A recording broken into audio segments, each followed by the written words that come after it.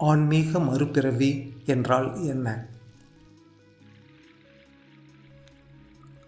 நமது பழைய தொடர்புகளையும் சூழ்நிலைகளையும் பழைய வாழ்க்கை தொடர்பான அனைத்தையும் இடையறாது கழித்து கொண்டே வர வேண்டும்.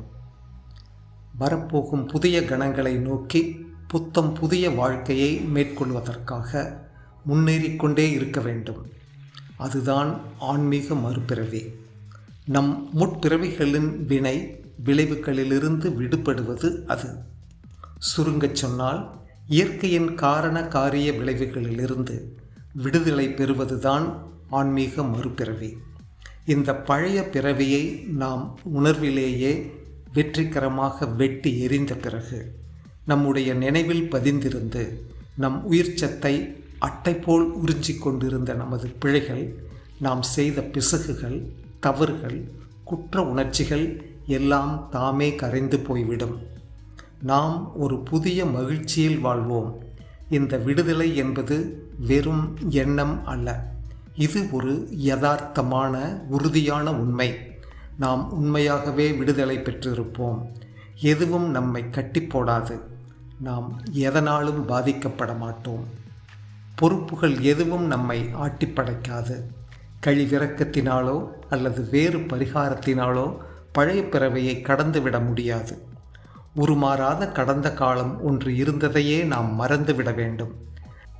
தடைகளையெல்லாம் தளர்த்தும் புதிய ஒளியார்த்த உணர்வினை நாம் அடைய வேண்டும்.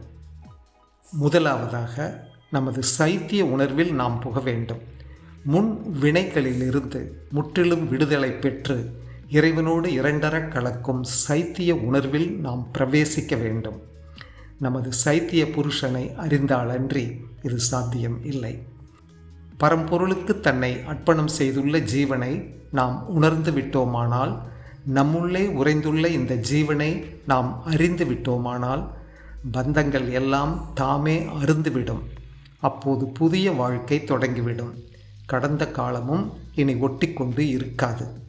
ஆன்மீக பிறவியின் உச்ச நிலையை விளக்க வேண்டுமானால் ஒன்று சொல்வேன். அதாவது, நீ ஓர் உயர்ந்த அனுபவத்தை இடையறாமல் நுகர்ந்தவாறு இருப்பாய்.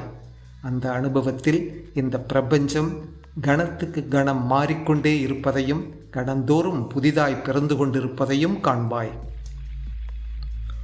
இந்த உலகில் மனித சிருஷ்டி உண்டானவுடன் அகங்காரம்தான் ஓர் ஒன்றிணைக்கும் கூறாக இருந்தது. அகங்காரத்தை மையமாக வைத்துத்தான் மனிதனின் பல்வேறு வகைகள் பிரிக்கப்பட்டன. அதாவது, மனிதர்களின் தனித்தன்மைகள் இந்த அகங்காரத்தின் உதவியாலேயே உருவாயின. ஆனால் இப்போது அதிமன சிருஷ்டி உருவாகும் தருணம் வந்திருப்பதால் அகங்காரம் அகன்றுவிட வேண்டியது அவசியமாகிவிட்டது. சைத்திய புருஷன் அந்த இடத்தை நிரப்ப வேண்டும். மனித பிறவியில் தெய்வம் வெளிப்பட வேண்டும் என்பதற்காகத்தான் பரமன் இந்த சைத்திய புருஷனை படிப்படியாக சித்தப்படுத்தியுள்ளான். இந்த சைத்திய புருஷனின் ஆளுகையில்தான் மனிதனில் இறைவன் வெளிப்பட்டு அதிமன சிருஷ்டி தோன்றுவதற்கான பாதையை உருவாக்குவான்.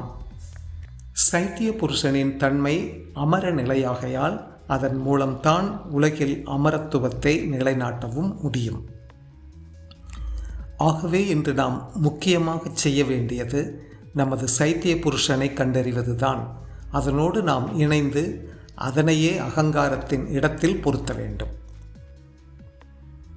இவ்வாறு நமது ஜீவன் அடியோடு மாறும்போது எல்லாமே இனிதாக முடியும். சாதகன் எதனையும் நாட வேண்டியதில்லை. அவன் பார்த்தே விடுவான். அவன் அனுமானம் செய்து கொண்டிருக்க மாட்டான். அவன் அறிந்தே விடுவான். தடுமாறிக்கொண்டிருக்க மாட்டான். இலக்கை நோக்கி நேரே நடப்பான். அவன் சிறிதே முன்னேறி நடந்தாலும் பரமசத்தியத்தை அவனால் உணர முடியும். அதிலேயே வாழவும் முடியும். அந்த பரமசத்தியம் ஒன்றே செயல்படுகிறது என்பதை அவன் அறிவான். முழு முதற் கடவுளான அந்த பெரும் தலைவன்தான் சங்கல்பம் செய்கிறான். சர்வமும் அறிகிறான். மானிடர் மூலமாக செயல்புரிவதெல்லாம் அவனே என்பதை சாதகன் அப்போது அறிவான். அந்த பரமனே செயலாற்றும் பொழுது தவறுகளுக்கு இடமேது. அவன் சங்கல்பம் செய்கிறான். அவனே செயலாற்றுகிறான்.